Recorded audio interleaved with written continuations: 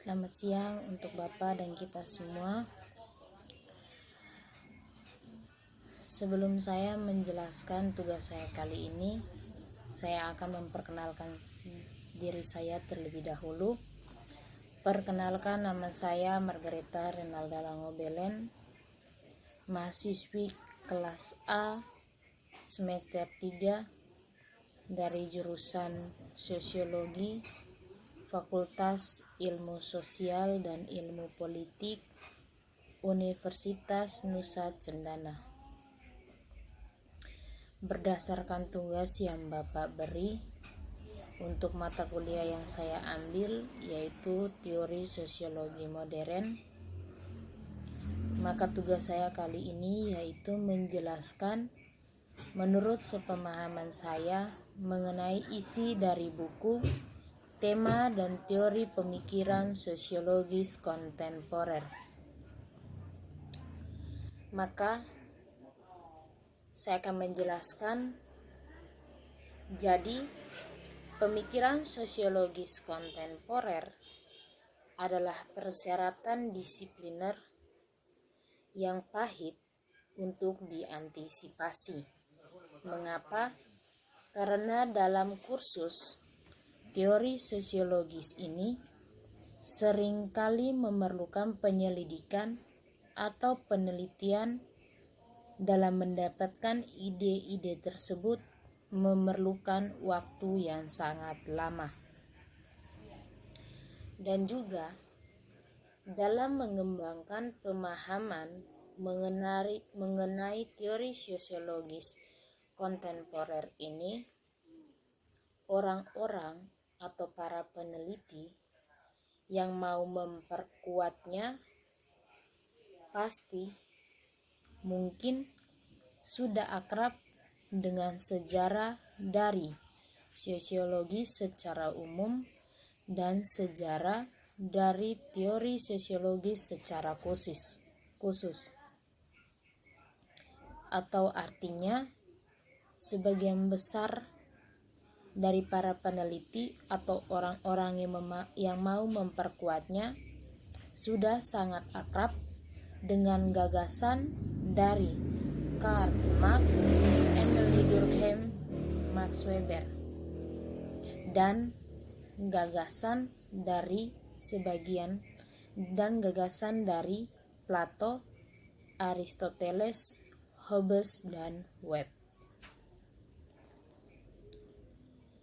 Teori sosiologis juga terletak pada perhatian untuk memahami hubungan antar individu dan juga masyarakat pada perubahan sosial dan juga cara yang digunakan orang untuk melihat bertindak di dunia. Teori sosiologis juga berfokus pada bagaimana dunia sosial dapat diketahui atau dijelaskan mengenai ciri dasar dari kehidupan berkelompok manusia. Berikutnya mengenai struktural fungsionalisme. Untuk fondasi sosiologis fungsionalisme struktural pada abad ke-20 dapat kita temui atau kita jumpai dalam tulisan dari Auguste Comte, Herbert Spencer, Emile Durkheim, dan juga para antropologi. Struktural fungsionalisme sendiri berusaha agar bisa untuk memahami secara ilmiah bagaimana sistem sosial beroperasi atau berjalan dengan cara yang mirip dengan organisme hidup.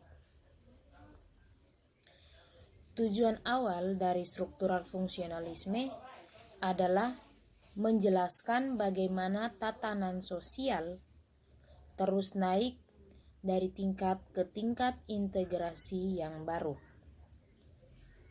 Berikutnya mengenai perspektif dalam interaksi simbolik.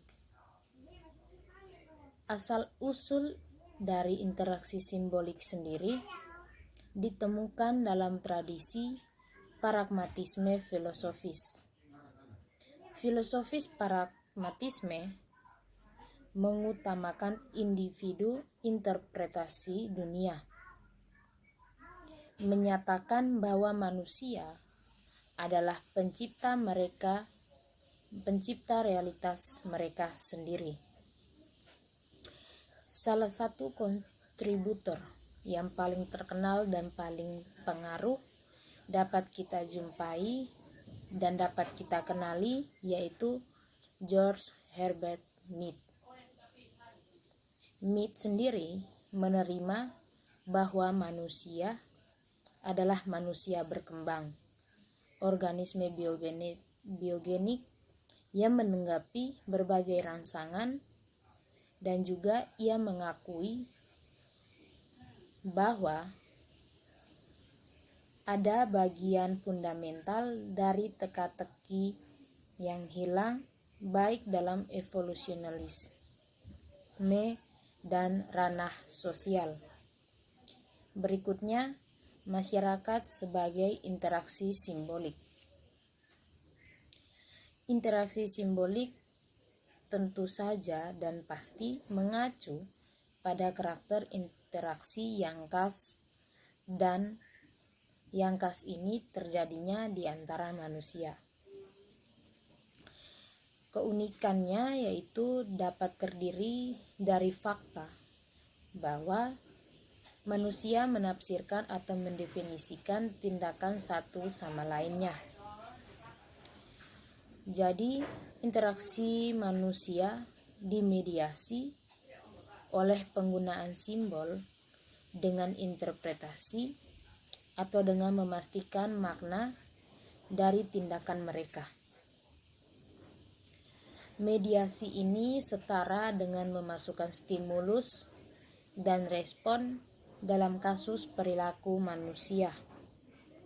Pengakuan sederhananya yaitu